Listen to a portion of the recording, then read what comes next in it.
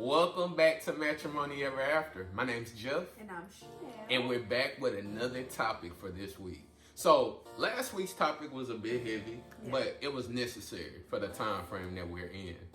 Chanel and I was talking, and we were like, we wanted to get like a conversational type of topic, a light topic. Really, you was talking to my mom. That's true. And this kind of like sparked. Yeah, that's true. And so, this week's topic is about not allowing your type to keep you from your spouse. Okay? And so the disclaimer that Chanel and I want to give is that this is our opinion. This is a very conversational type of talk that we're about to have. We don't have any scriptures for anybody. These are just our thoughts. And so based off of experience. That's right. And so just want to share that with you guys. So getting into types. Boo. I know. Got no type. Hey, yeah. Bad Christians is the only thing that I like. Nail Bell, come on. Nail Bell, come on. Boo, you a bad Christian in a good way. I'm so thankful. Oh my God. So tell me about that. So let's talk about your type. So before getting with my wonderful self. No, really, I didn't have a type. Oh, okay. I really didn't. I dated all kind of guys. Tall, short, chunky, skinny, weird, not weird. Popular, not popular. Popular, not athletes, popular. musicians. So you did. So why? Why did you not have a type? I didn't have a type because I wanted to. I called myself being open-minded. Mm-hmm. I called myself. So if somebody, so I like to laugh, right? Mm-hmm. And if you could have made me laugh and we could have a conversation and I could be silly, then you was like a shoe-in. Not a shoe-in. I don't know how to say that the right way. No, you saying you were willing to give them a chance. I was. Yeah. But I mean, they all didn't work out for a reason. Mm-hmm. That's because they wasn't me, boo.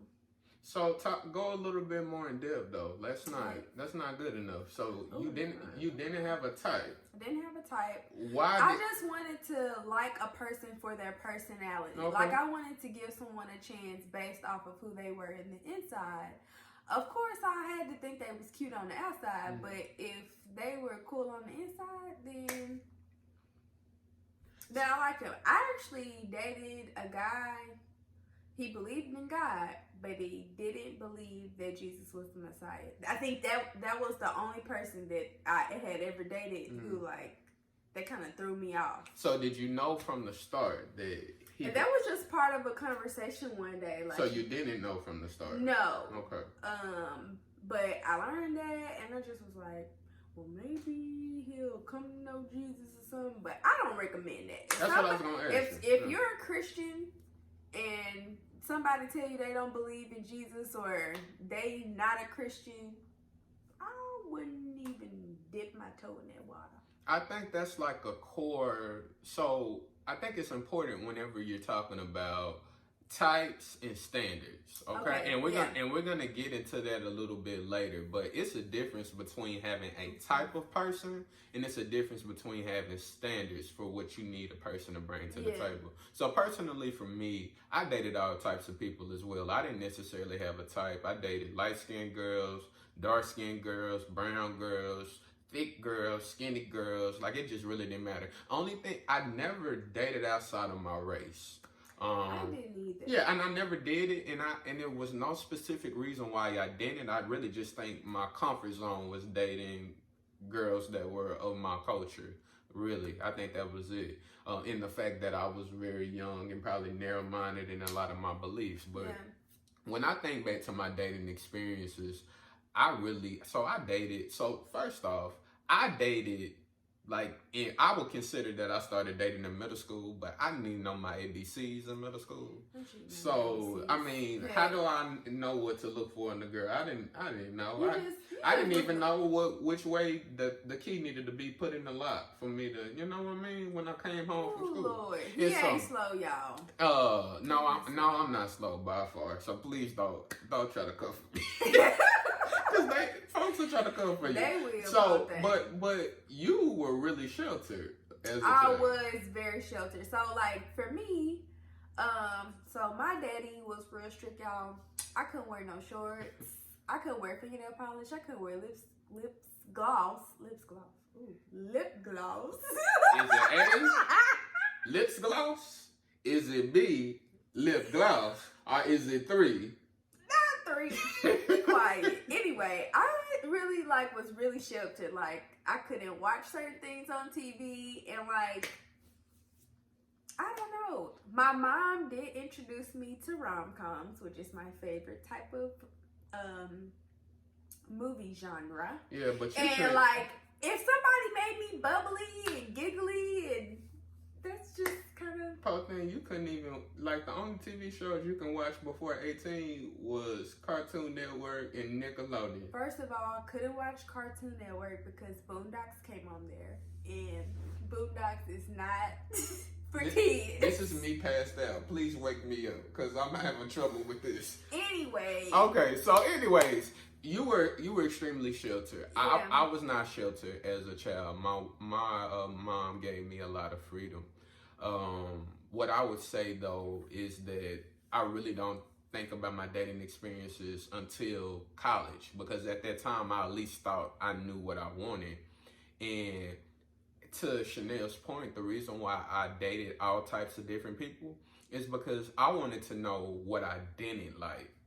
I didn't want to put a limit on something and to not get a holistic picture of what different people brought to the table. And so I think me and Chanel can both agree is that what we actually did in our dating experiences was we would date a person and we'd be like, okay, well, I'm still not sure what my type is or what I just really like. I know I don't like that. Yeah, I know they can't have I that. definitely did that. So quite what a was few an experience times. that you had like that? So if I like dated a guy and he was disrespectful to his mama or pretty much disrespectful to anybody, I feel like that would be reflected on me. Yep.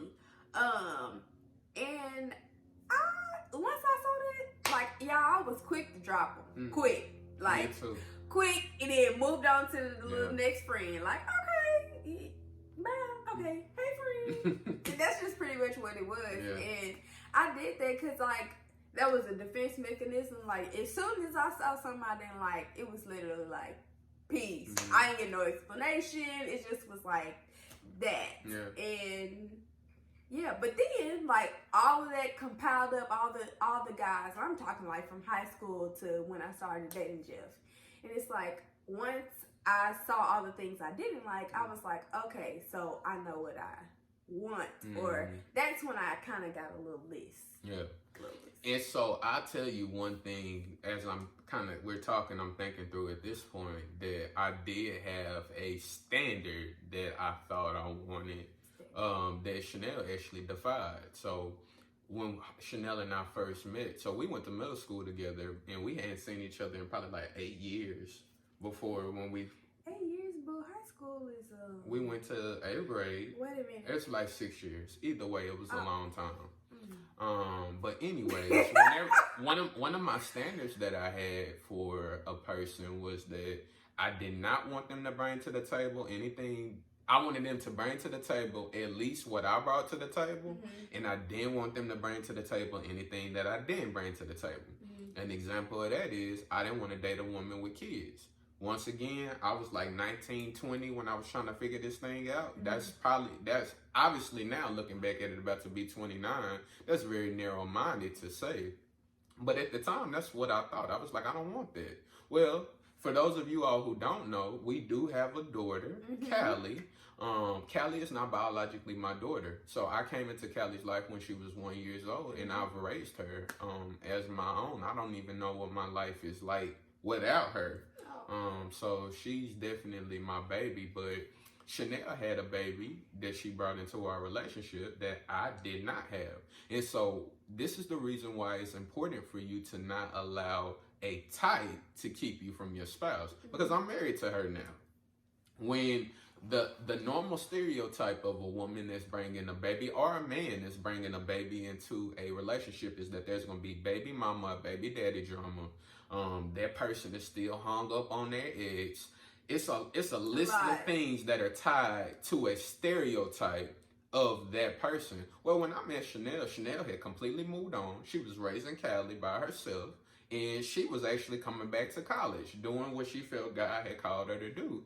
And I seen that, man, she is not what I thought a person would be with having a young person. My mind was just in a different place. Like I had to move past that. Yeah. I ain't gonna say I ain't have no times like what you said, like being bitter and stuff. I was, but by the time I had met you, it was time to just move on. So I just wasn't in that headspace, and I'm so glad that I did, because it allowed you to see me in a different light and give me a chance. That's right. That I didn't even know I had. And so that's a good thing. And so that's the reason why that's a problem. And it's one of many. It's different types of stereotypes that people can have, that if you allow those and I say characteristics very loosely, because a stereotype could be true, but it also could not be true. They are common misconceptions that people have.